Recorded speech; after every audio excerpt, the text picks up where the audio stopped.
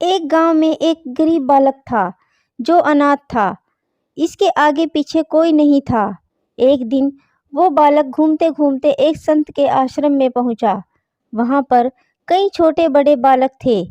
उन्हें देख वह बोला, बाबा, आप इन सब का ध्यान रखते हैं। मेरा इस दुनिया में कोई नहीं है, तो क्या मैं यहाँ आपके आश्रम में रह सकता हूँ? बालक की बात सुनकर संत बोले, बेटा, तेरा नाम क्या है? उस बालक ने कहा, मेरा कोई नाम नहीं है।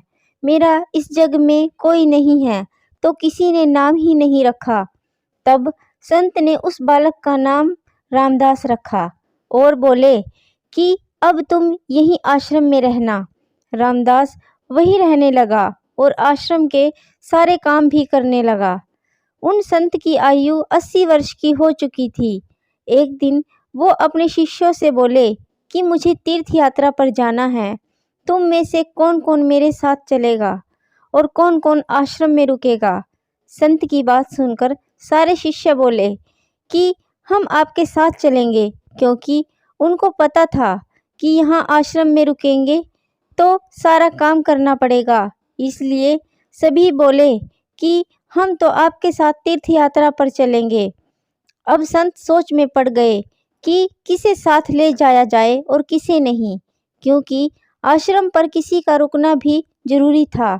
बालक रामदास संत के पास आया और बोला, बाबा, अगर आपको ठीक लगे तो मैं यहीं आश्रम पर रुक जाता हूँ। संत ने कहा, ठीक है, पर तुझे काम करना पड़ेगा।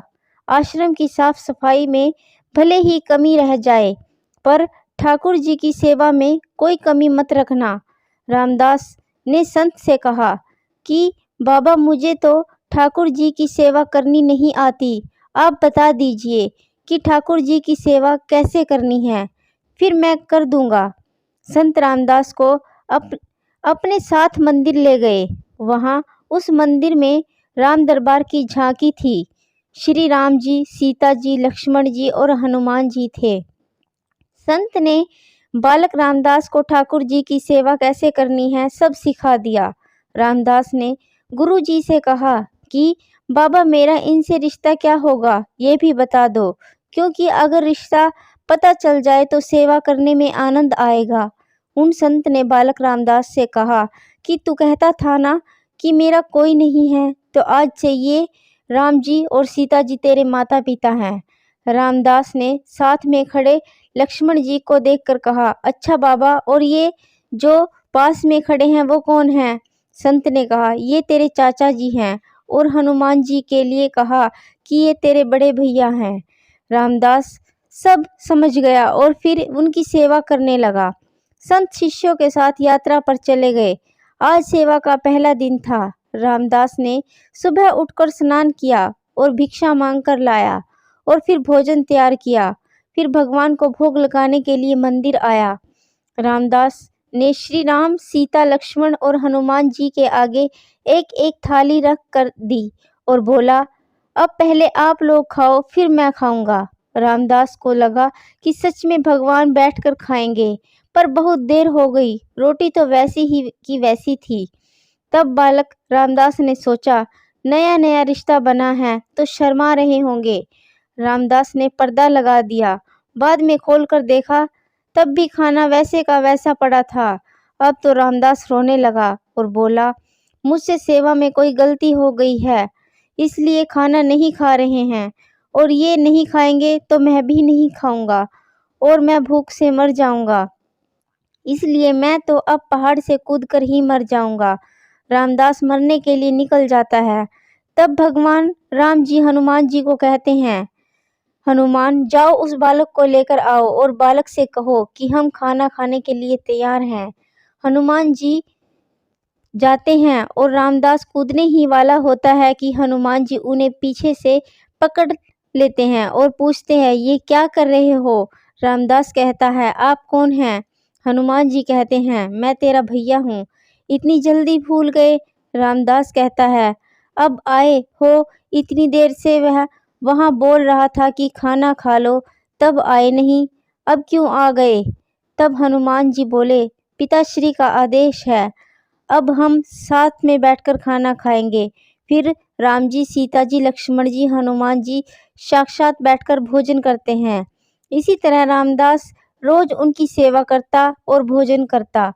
सेवा करते 15 दिन हो गए। एक दिन रामदास ने सोचा कि कोई भी माता पिता हो, वो अपने घर में कुछ काम तो करते ही हैं, पर मेरे माता पिता तो कोई काम नहीं करते, सारे दिन बस खाते रहते हैं।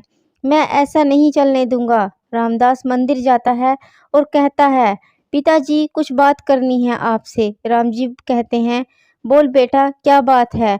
रामदास कहता है कि अब से मैं अकेले काम नहीं करूँगा, अब आप सबको मेरे साथ काम करना पड़ेगा।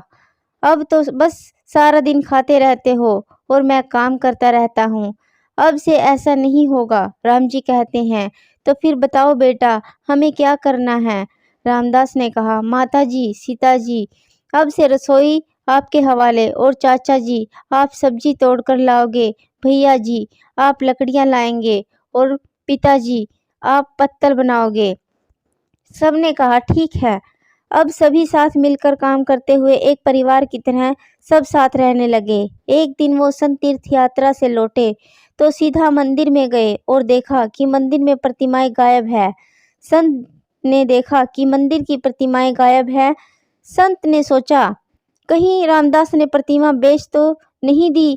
संत ने रामदास को बुलाया और पूछा, भगवान कहाँ गए।